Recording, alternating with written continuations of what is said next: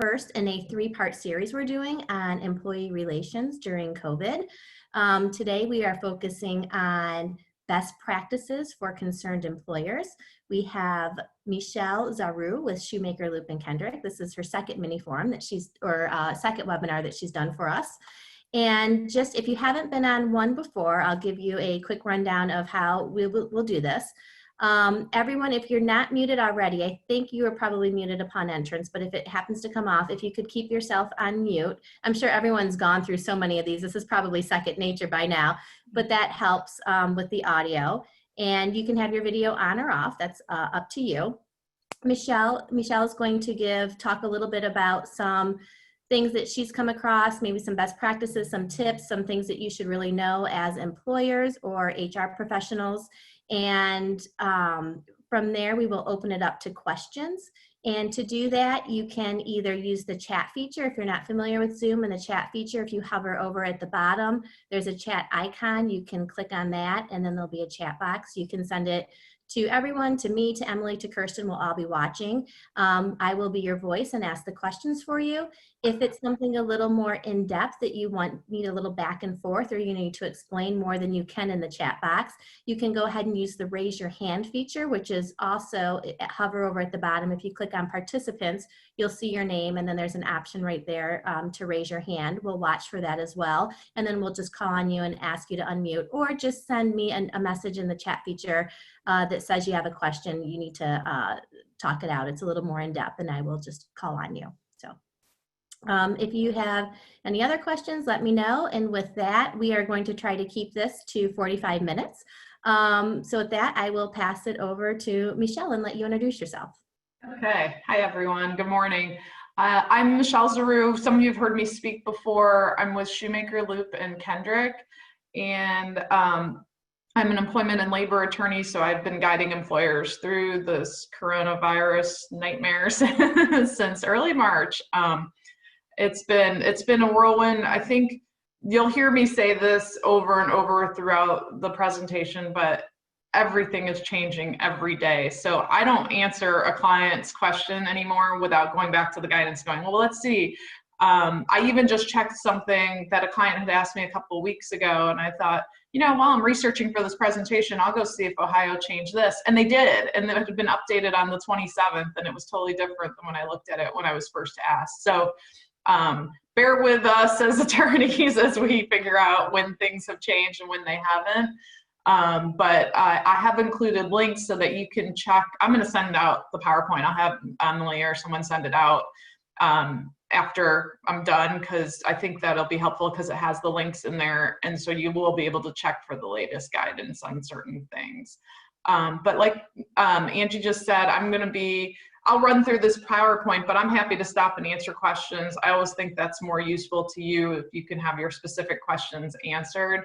And then, we can just have a discussion about that. So let me get my screen share up, and then we will take it away. Do that one, share, and start the slideshow. Okay, so everyone can see the slides, yes? Angie, are they there? Yeah, okay, good, just nod. You're all on mute, so, okay. All right, so one thing I did want to point out, and I think that the Family Business Center has already shared this, but we do have a client resource center through my firm that has a lot of good information. The 24-hour hotline, I think, is shut down by now because it's less of a crisis mode, but there's a lot of good articles and information there, not just on what we're talking about today, but also on the PPP loans and emergency disaster loans and all kinds of other articles. So take a look around there if you have a question or you just want to read more. The guidance that Ohio has issued on restarting is called the Responsible Restart Ohio, and I have the link to, I basically linked the office and the manufacturing pages, but I didn't link consumer retail and services, but you can usually find it from the same spot. They're right here, just so you can sort of see what they say. But these are probably the old versions, so keep in mind these have changed. If you're looking at this PowerPoint, don't read it too closely, go to the website. And really, if you just put a Responsible Restart Ohio, you will see the let me see, it didn't really resume slideshow. I guess I have to do it this way. So here's the page I'm on. Can you see those responsible restart pages now? Yes. Okay. So I would look at the ones on the website, but if you really just put Ohio restart, these will come up, and it's the sector specific guidance you can find in these pages. Generally, you know, I wanted to start off with masks because masks have been the big discussion right now. And I think there's a lot of confusion as to what's a respirator, what's a mask. I see these fights on Facebook, and I'm like, you don't even know what you're talking about. So, so I thought we would just understand our terms, right? Respirators are those N95s. They're very tightly fitting. They create a seal. These are what the first responders tend to wear, and that's that first photo right there. The surgical masks are not respirators, but they're a little more, there's a little more filtration in them. That's what the woman in the photo is wearing, is a surgical or a procedural mask. Most of us are not wearing those unless you went out and bought one right away. But what we're wearing is a face covering. It's technically not even a mask. It's a face covering because it's a, you know, it could be a scarf, a bandana, or some type of, you know, a tightly knit cloth. But this is what now all the states are starting to recommend people use when they're out and about. This is what your employees can use. You know, when the government's saying your employees have to wear a face covering, they're talking about the cloth masks. They're not saying you have to go buy respirators and N95s, you know, for everyone. And then face shields can be used alone or in conjunction with respirators. I will say the last guidance I've seen is that face shields used alone are really not as effective as masks. They're more effective when they're used in conjunction with a respirator or mask. But what, you know, some of my clients have been using them as an alternative to a mask. If someone's like, you know, I have whatever, a phobia, I feel like I can't breathe, or I have a medical condition, they will offer them a face shield, and at least it's something, but it's just not quite as fully effective as the mask or a face covering. So that's what we're talking about. The CDC guidance on cloth-based coverings, I mean, it is evolving like everything else, but generally I think these guidelines are pretty good, is that they have to fit over the nose and the mouth. They need to fit snugly but comfortably against your face. They should be tied, so they need to be tight or have ear loops. They should have multiple layers of fabric. They should allow for breathing without restriction. You know, all the stuff going around that face coverings mean you're losing oxygen and you can't breathe, then that's not the right face covering. If you can't breathe because you're wearing a mask, then it's wrong. It's not made properly, or it's the wrong material or something, because you should be able to breathe without difficulty. They can be laundered using the warmest setting for the fabric, and then, you know, machine dried would be best, but you can hang it up if you have to, but I would do machine dried. And really you should do this every day. I don't know who's going to do it every day, but at least every few days. A big question that has come up is, you know, does the employer have to launder them? And from my research, no. I think, you know, because then you're putting the people who launder them at risk, or you're hiring a company to do that. And there's nothing that says that you have to do that, especially because this is not, the face covering is not considered PPE. It's not considered protective personal equipment. So you can just tell employees to get their own masks, and you can hand them out. Either way is fine, but you don't have to be responsible for laundering. You can have the employees do that. If your mask becomes wet or otherwise contaminated, you should not be using it. And, you know, you should be able to, you know, have some replacements available. I know one large manufacturer that had an employee and their family, like, they wanted to make the mask for the whole plant, so they did.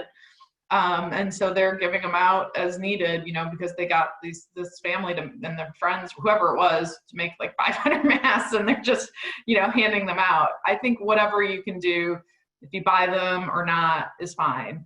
I know that a lot of employers are concerned about liability for masks, and that they, you know, if they distribute them and someone gets sick, that somehow they're liable if the mask isn't effective.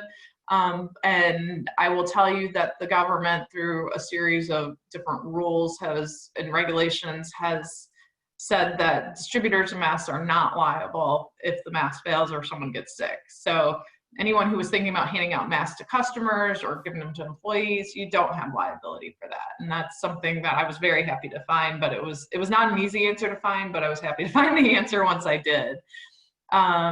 So, the goal is to handle the mask as little as possible so that you don't transfer the, whatever infectious materials onto yourself or other areas. So people shouldn't be touching the mask. They shouldn't be playing with the mask. It should be either on or off and not messed with. But generally, if your industry requires a respirator, you need to provide the respirator because that's personal protective equipment, and the respirator needs to be worn by employees. And the face covering is not a substitute for a respirator that's required by your industry.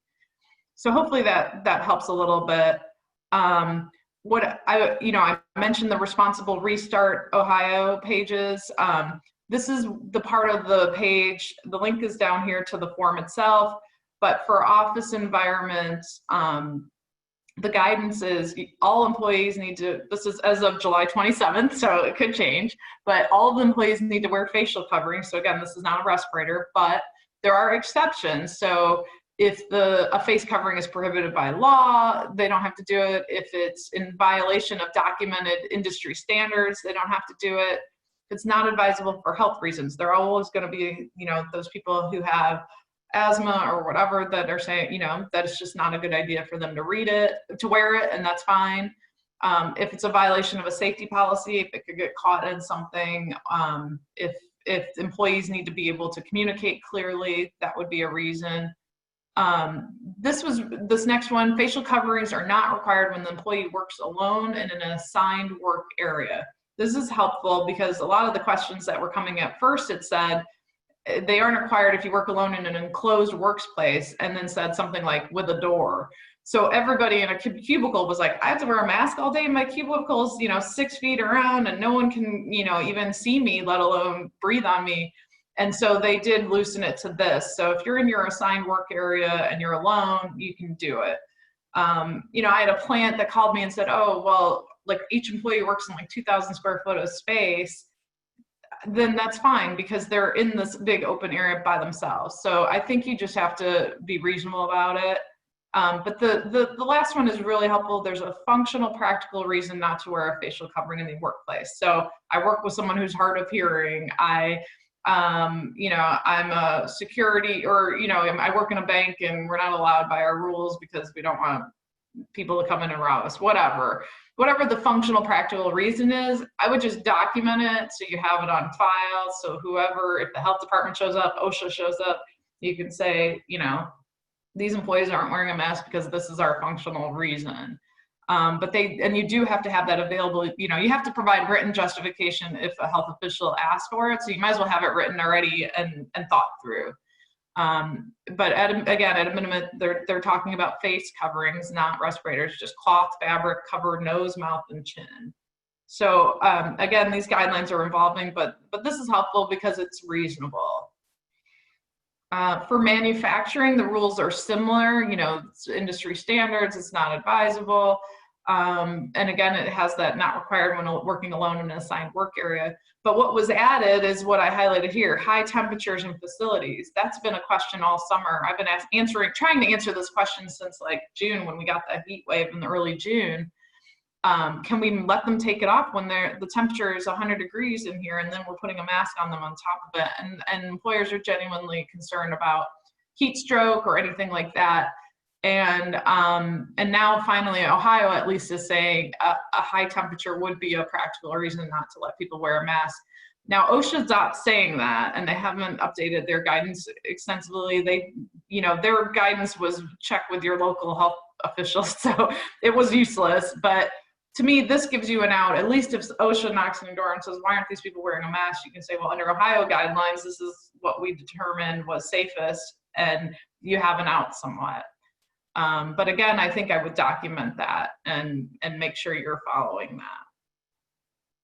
that. Okay. Mechelle, so moving on. Yeah. Before we move on, what about an open office space, but they're 6 feet apart from each other? Are they required to wear masks then? I think that those are the tougher questions because they're not technically working alone if they're in an open office space. But if they can physically distance, I would argue that they should have their mask available. and keep it near them, but in case someone walks close to them, to talk to them. But otherwise, you probably don't have to have it on all the time when you're able to space out physically. Obviously if the health department shows up, you want people to put on their masks just to be safe, because, I think they're going to be reasonable and they're say, well, these employees are far enough apart. If you can add physical barriers at all, like plastic shields, that would make your case even stronger, because then you have each employee 6 feet apart and behind shields, and then I think you would be very safe to not wear a mask. But if you can't do that physically with a physical barrier, then I would probably say they can keep it off when they're arguably working alone in their assigned work area, because they're 6 feet away from the other people. Okay. That's how I would interpret it. And then what if you have an employee that can't wear a mask due to maybe a documented health reason, and has asked the employer to make special accommodations that they may deem unreasonable for that employee to be able to work and feel safe? Is the employer liable to make those special accommodations?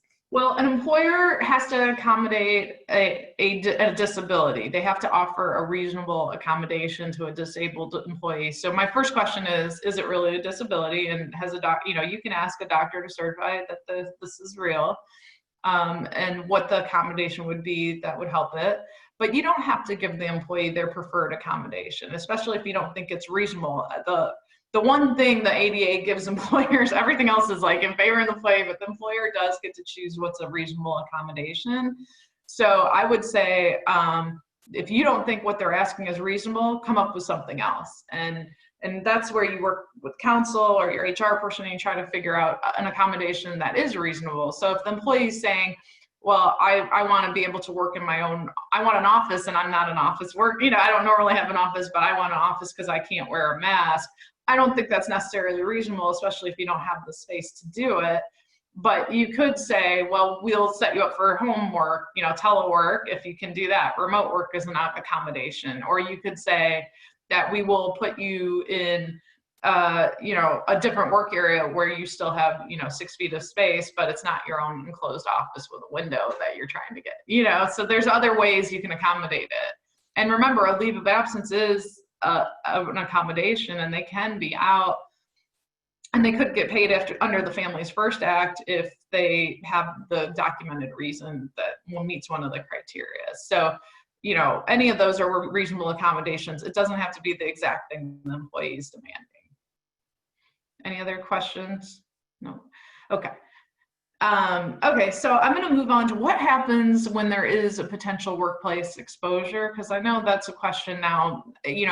These things have gone in waves where I'd have groups of employers asking all the same questions, and it started with, oh my gosh, what do I do? And then it's, do I need to lay off my employees and close? And now it's, okay, someone's testing positive here, or someone's testing positive there, or their cousin's positive, or they went to an event where people were positive. So what the heck happens now? That's probably the most common question I've been getting lately. So, the first thing is this a real confirmed positive, you tested positive, or is it suspected? I would want to know that, because I think your actions change a little bit. If it's a suspected case, that person goes home, they self-isolate, or they get a negative test. We'll talk about that next. But I don't think your response in the workplace needs to be as significant as it does when it's confirmed. One of the things that OSHA just issued a Q&A on is they basically said you don't have to notify other workers in the workplace if someone tests positive. I know this is an open question. A lot of people firmly believe you do, but you don't have a duty to notify employees. You can notify some, you can notify all, but you're not required to. My view is the first thing I would do, I think as a responsible employer, is I would request that the employee sign a release to let you use their name and communications. And the reason we ask for that is because then that helps us pinpoint who that employee had contact with. So we can say, if you let us use your name, we can go to employees and say, anyone who had contact with so-and-so over this period, you need to talk to your doctor and potentially self-isolate if you had close enough contact. But if the employee doesn't want to sign the release, or they sign the release and revoke it, then you don't use their name. You just go to, the employees that they had close contact with, that you think they might have had close contact with, or you ask the employee who they had close contact with, and then you can inform them. I would only do this if it's a confirmed positive. I would not do this for a suspected case. Assuming it's confirmed, you identify the coworkers and find out how much contact, what's your contact. I have a page further down that will define what is close contact. How long were you in the same room? Did you guys touch each other? And those workers will some of them may have to stay home and self-isolate. Some of them may not. I had a company that had 5 employees that worked in the area where someone tested positive. They notified the employees. They felt like they wanted to notify everyone, so they did. They did that. They found out about the test in the morning. They did that by 4 p.m. that same day after talking to me, and I had scheduled a call with them at 3. And then, one of their employees still complained because they felt like they should have had earlier notice. They should have been told first thing in the morning. Well, that's not reasonable, especially when OSHA is saying you didn't have a right to know at all. But ultimately, 5 people probably worked in the same area as the person who tested positive. 3 of them just kept lurking. They said, I hardly saw him that day. That one day that he was in, I didn't see him, so I'm not going to go get tested. I'm not going to self-isolate. I don't think I really had close contact. And 2 were like, I'm staying home. Okay, that's fine. I would advise you to sanitize the area, the equipment, the tools, anything. There's some companies in Toledo that can do that. When it's really serious, some employers have chosen to temporarily close the facility. They do deep cleaning and other stuff. That's fine. But really, after it's been 24 hours since the person was last there, there's not that much you can do. I mean, I would still do it to give your employees that kind of calm, like reassurance that you did it. But, most of the cases we're finding out 72 hours later, anything that was on the surfaces is likely gone. And the deep sanitation is not going to make a difference at that point. But I would still have some extra cleaning done just for people, reassurance factor. So my office developed this flow chart actually to use internally. And so I liked it and stole it.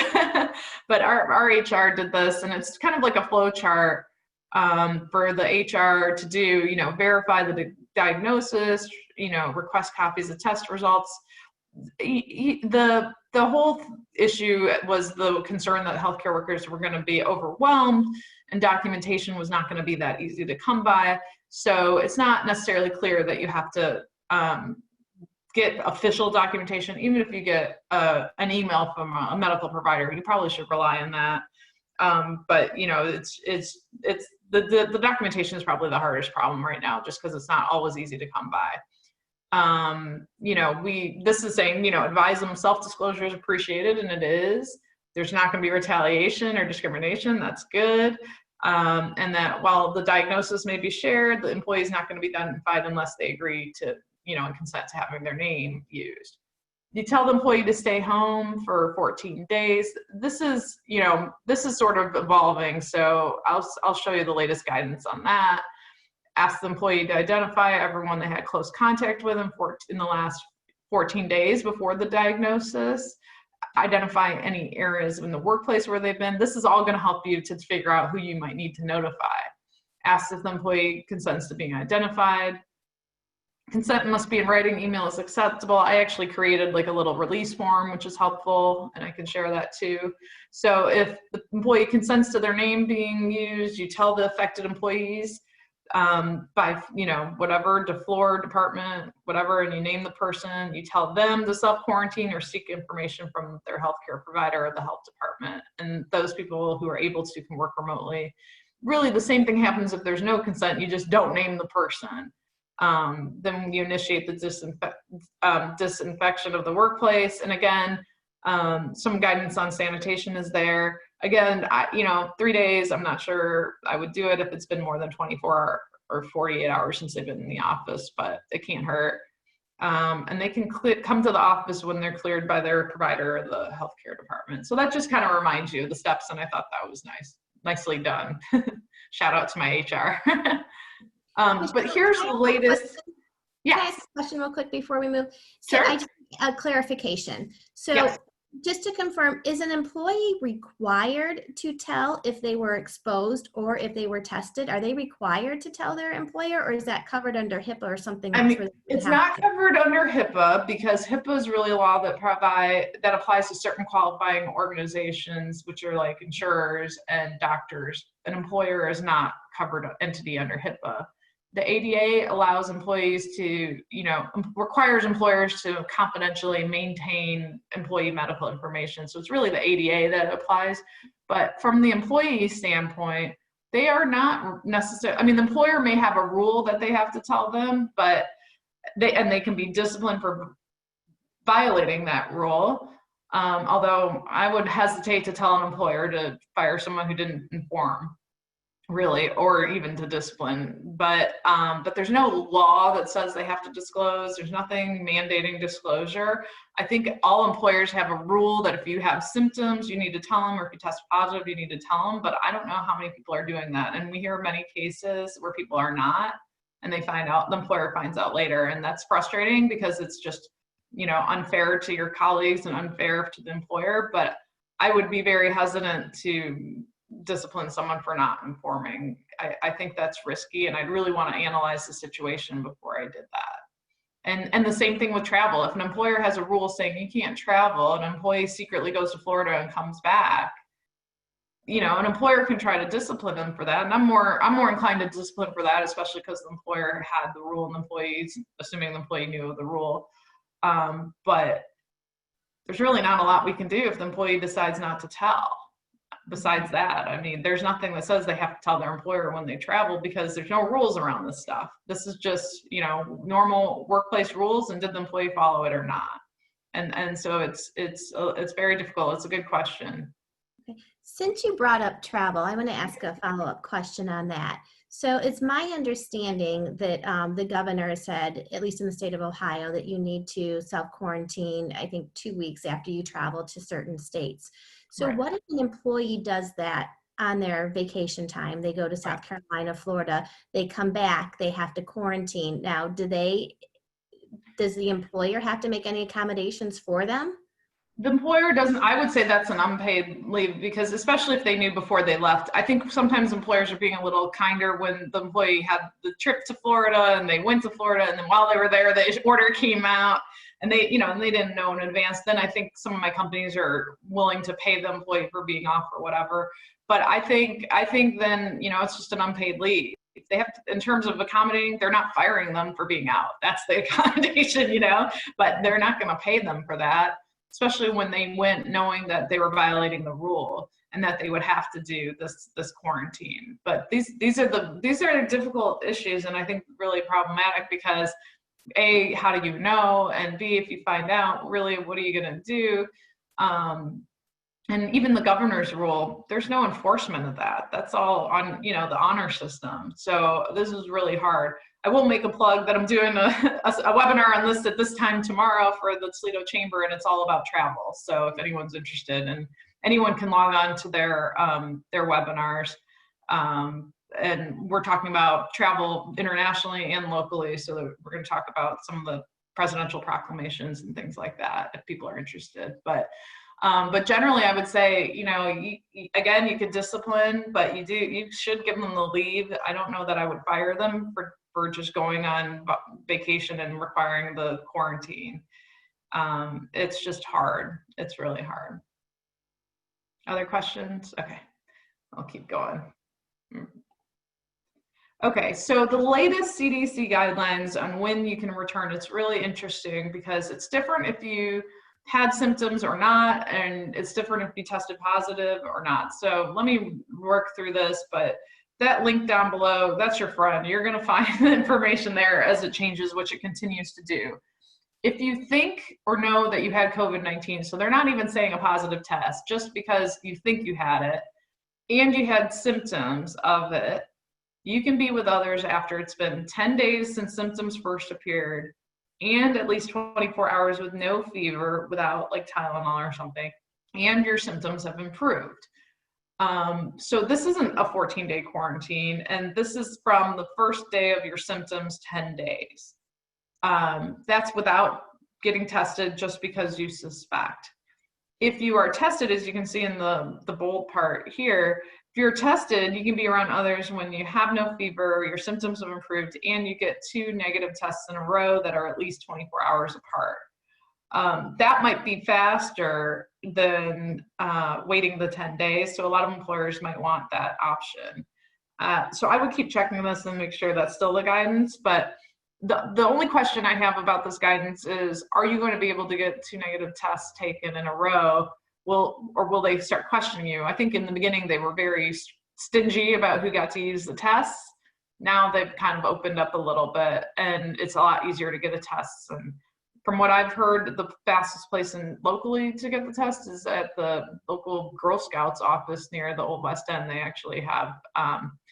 actually are doing a really quick response because they're using LabCorp instead of Quest, and Quest is backlogged because they're doing all the government testing and LabCorp is just doing private testing. So my friend got in on Monday last week and got her test results like within 2 days. So that's the fastest I've heard. Other people who've gone to Walmart or Walgreens or whatever, they're taking a couple of days, like 3-4 days, just to even get the screening to see if you can get the test, and then another 5 to 7 days to get the results. So but if you can do that and then wait 24 hours and then do that again, then the person can go back to work. Now that has to be a person who's motivated to be going back to work, because the employer has to tell them where to go to get the test fast and to make sure they go back twice.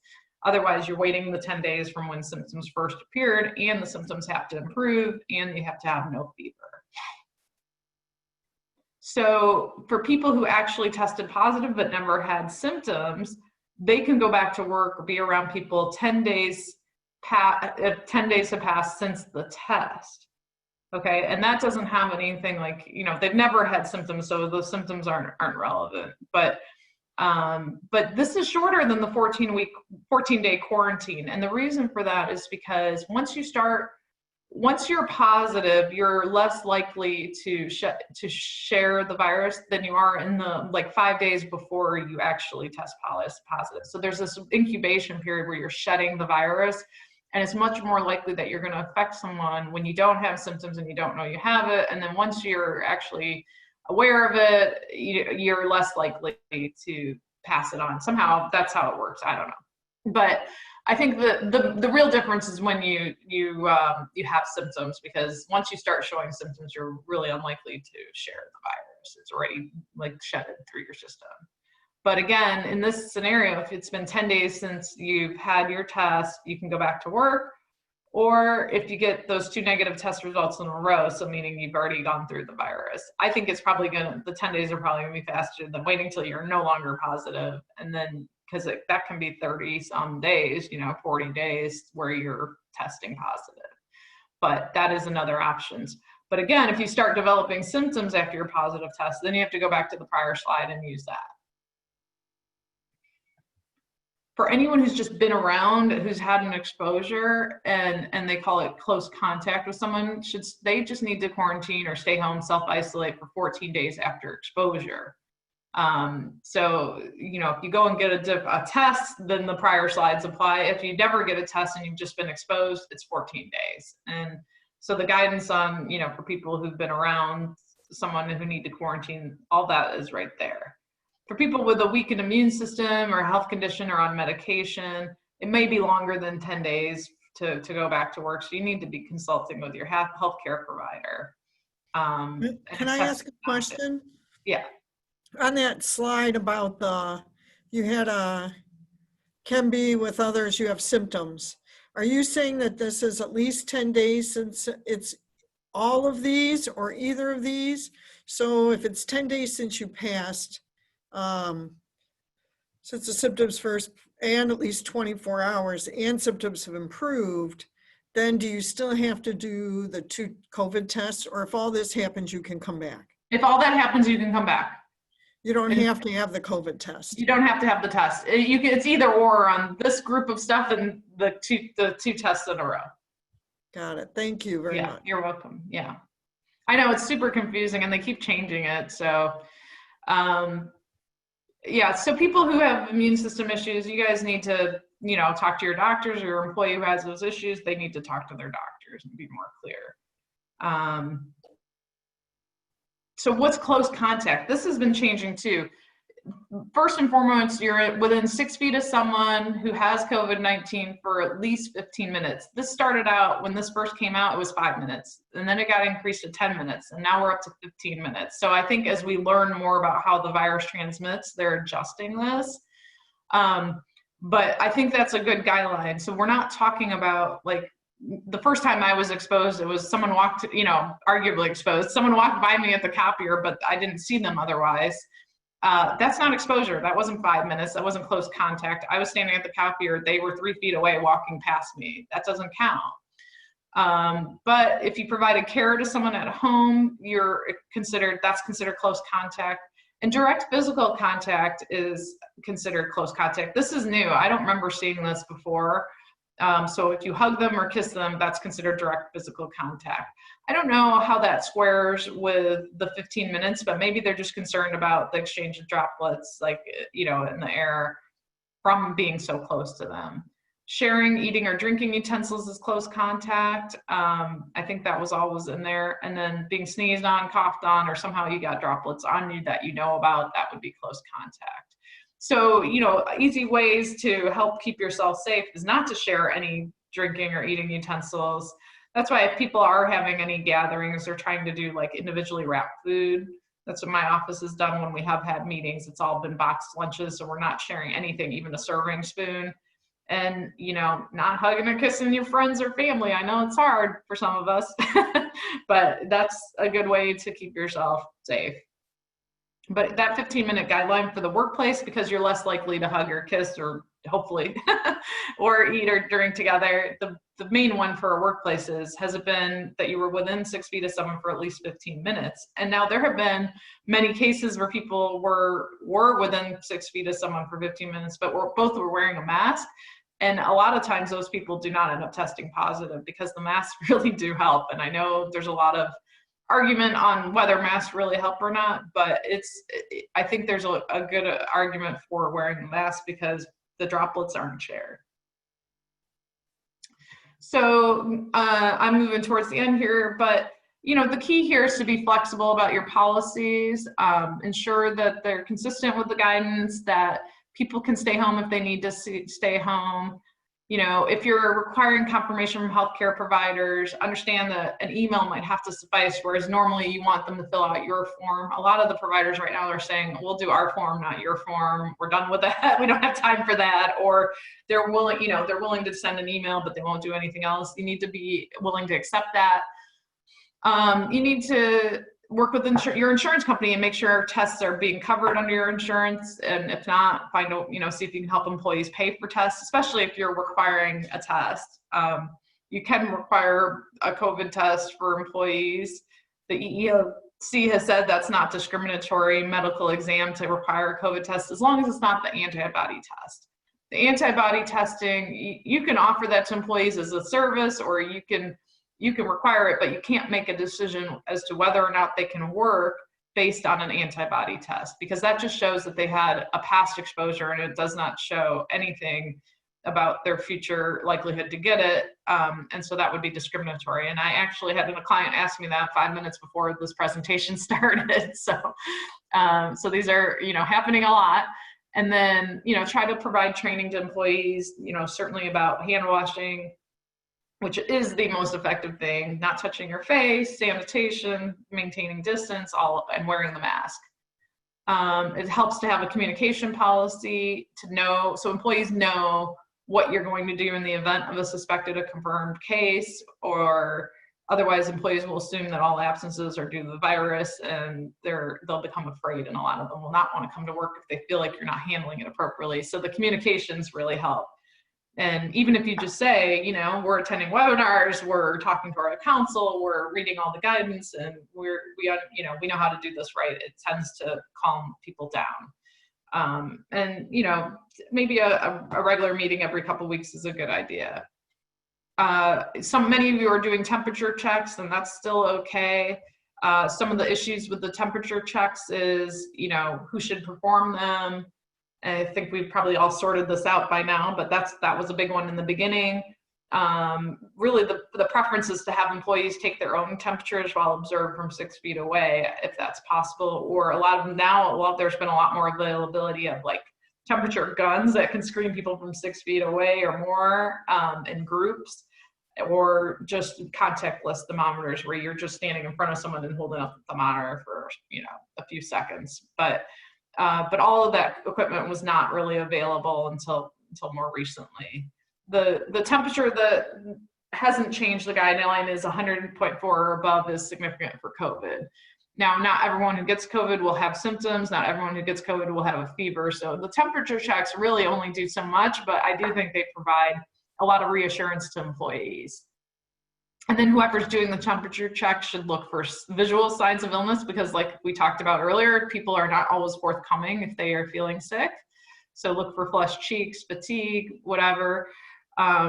You know, decide what records you're going to keep of the checks. I don't think you should keep any records unless someone is actually sent home, and then that needs to be in their confidential medical file. And if their employees have to be paid, if they're hourly employees and not exempt from overtime, they have to be paid for the time spent waiting to have their temperature checked. So you might have to move your time clocks, or you might have to, you know, get them to clock them in when they arrive to get the temperature check. You need to figure out a way to do that. And consider privacy. You know, you don't want the whole organization to see someone walking out because they got sent home. So those are some of the issues. The health questionnaires are, again, you're allowed to use them. They're helpful. Just symptoms of an illness, exposure, travel, especially if you do think you're going to, you're going to discipline for people who don't provide truthful information. It's helpful to have them fill out a written form that says you will be disciplined if you don't provide truthful information. That way, at least it's in writing in front of them, and they get a chance every day to correct the information. And then make sure you're training your temperature checkers so they know who to exclude from the workplace when their temperature is high. For anyone who's using those contactless thermometers, I think if someone seems like they have a temperature because of that, I'd probably test them I'd take their temperature again with a regular thermometer, because those are not always accurate. It's like a 60% accuracy or something. And at least, you know, make sure the one person you're taking the thermometer with the regular thermometer and a much more accurate thermometer. I think that's just a more fair way to proceed before sending someone home based on a questionable device. Some of the return to work issues in my last minute here, I know I'm running out of time, but if you had layoffs, I think you got to follow your union contract if there is one, but ultimately bring people back to work as you need them. And we've had this problem where the unemployment system was offering the extra $600 a week that just ended last week. And so a lot of people were reluctant to come back. And so there were a lot of issues about, well, what if they refuse to come back? Well, can I report it to unemployment? Yes, you can. And actually the unemployment website says, you need to tell us when employees are refusing to come back because they're no longer eligible for unemployment if they've been offered a job and they won't go back. The only way the government's going to continue to give them unemployment if they were offered a job and didn't come back is if you're not doing any precautions and the workplace is unsafe, then they'll probably let them get away with it. So if they have a genuine fear of returning because the employer's, derelict in their duty, then they may continue to get unemployment. Can you fire someone who won't return? Sure, you definitely can do that. Especially if, you've made a written offer that they've got it. You haven't just left one voicemail and you're like, oh, they're not coming back, So you just need to take reasonable steps. Once employees are back at work, they qualify for the Families First Coronavirus Response Act, FFCRA. I just call it the Families First Act. And I have a lot of information on that, and then we're running out of time. But if you have questions about that, feel free to shoot them my way or even email them later. And you do still have to address the high-risk employees, people who are pregnant, or who may, have family members who are high risk. And so, just remember that if you're subject to the FMLA, that still applies. If you're, for people who have an underlying condition, the ADA still applies, and we do have to accommodate disabled workers. So if they have asthma and they're concerned about their safety in the workplace, you have to offer them a reasonable accommodation. Again, that might be work from home, that might be a layoff, that might be just a lead. So I think the key is to engage in that interactive process and be talking to them about it. Angie, I only have a couple more slides. Do you want me to stop or? I think you can go ahead and keep going. I might ask a few questions before you go on. I think the beauty with virtual is we build it at 45 minutes, but if someone needs to go, they can log off. So if you have some more time, Mechelle, I think this is valuable information we should continue to go through.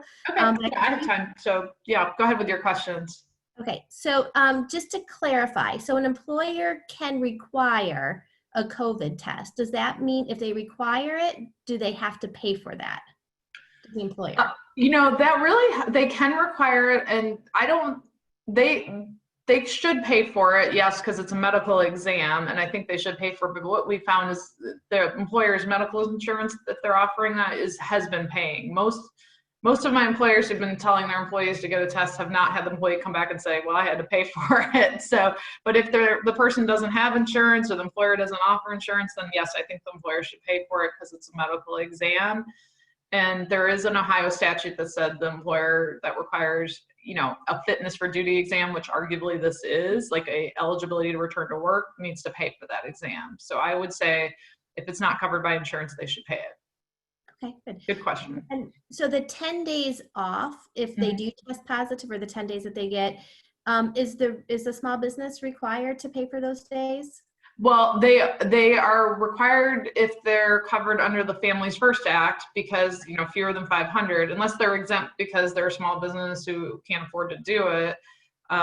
They should be paying it under that and getting their tax credit to get reimbursed for that, because the 80 hours is covered under that emergency paid sick leave part of the Families First Act.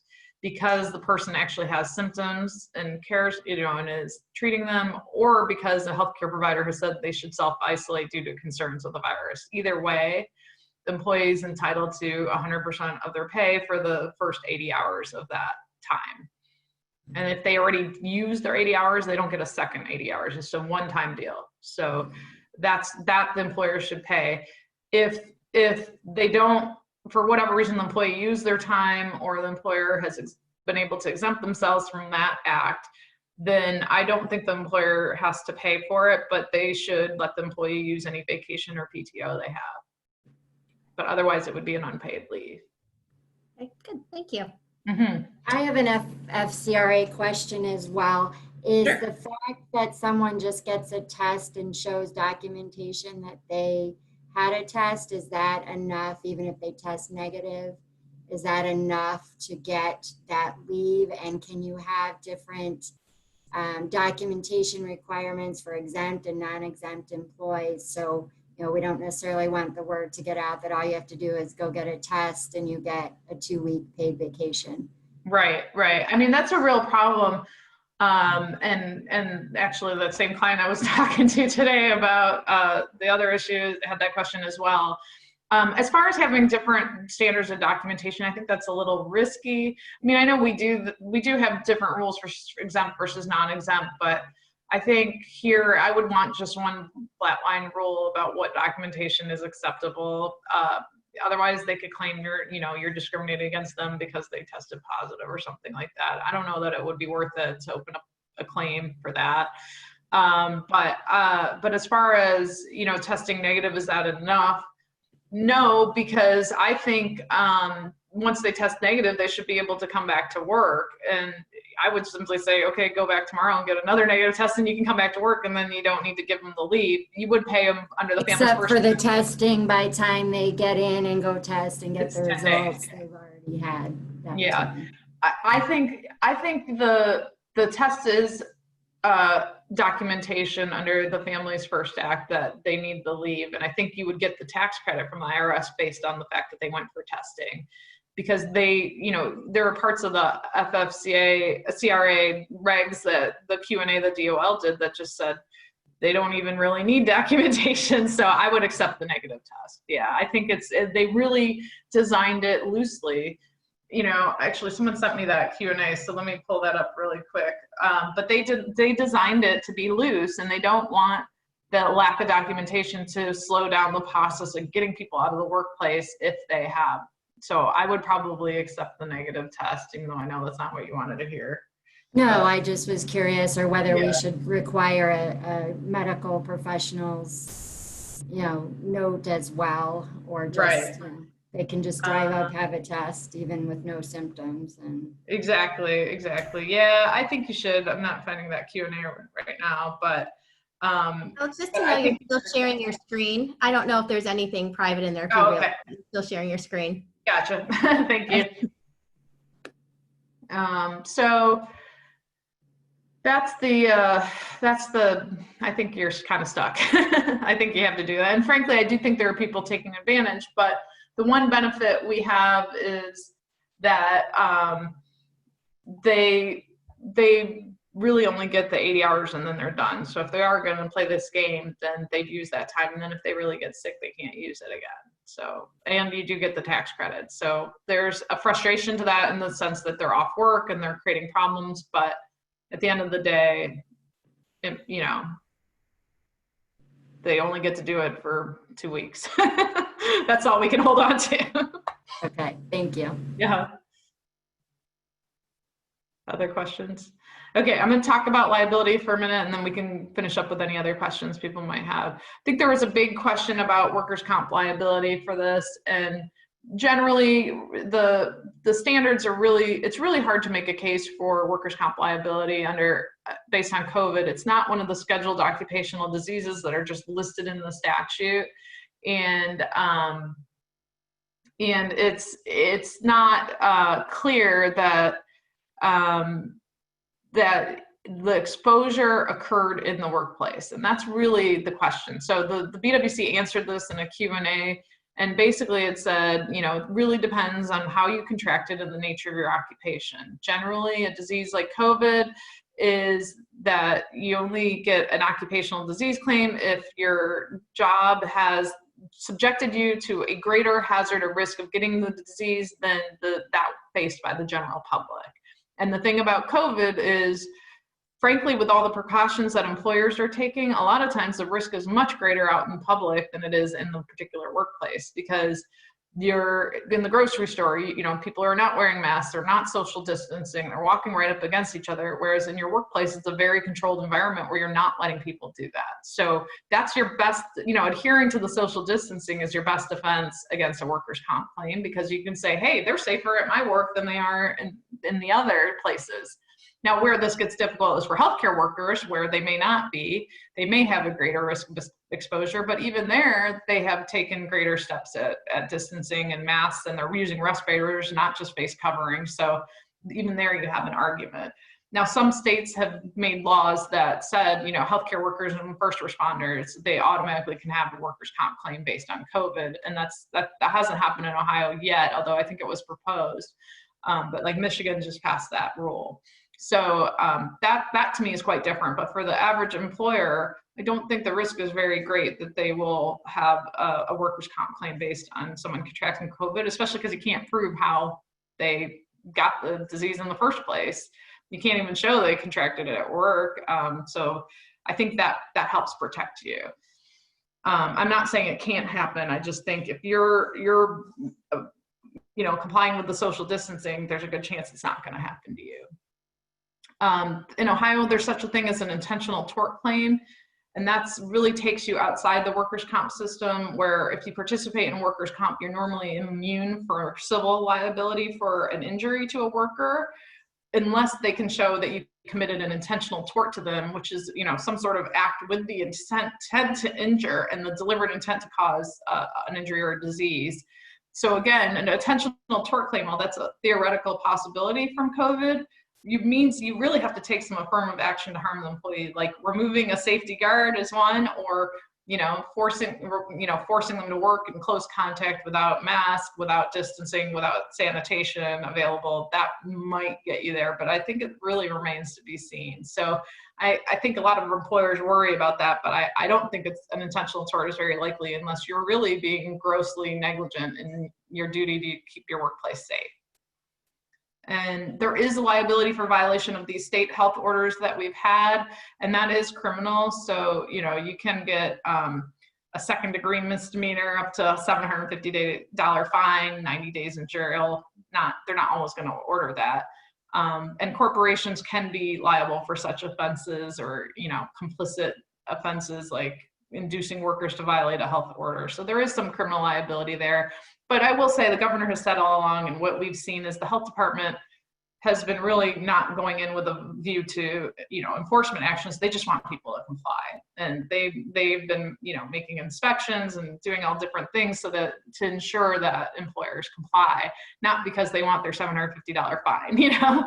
So that's really been a last resort. And actually, you know, I had one plant where someone called the health department on them, and they came in and they inspected all the things they were doing to socially distance, and they had you know, they had the sanitizing stations, they had masks, they had distancing, they had physical barriers, and the health department sent them a letter that said, "You're doing everything that we asked. You're in good shape."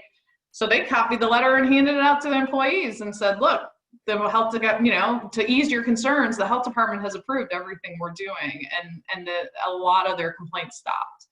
So, you know, the health department can be your friend, and if you really feel good about what you're doing, you can invite them to come in and inspect it. If they give you a letter, you can share it. You know, it's like, that's one way to do it.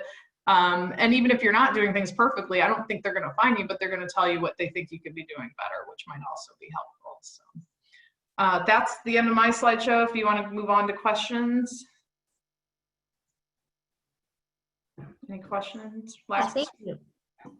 That was really informative, a lot of good information. I asked a lot of the question as we went. I don't see anything else on here, but I'll give them a minute to type in any if they have any, and I'll let the group know that we did record this session and we will post it on our YouTube site, and Emily will send out the link to that if there's anyone that you want to share it with, along with the PowerPoint presentation.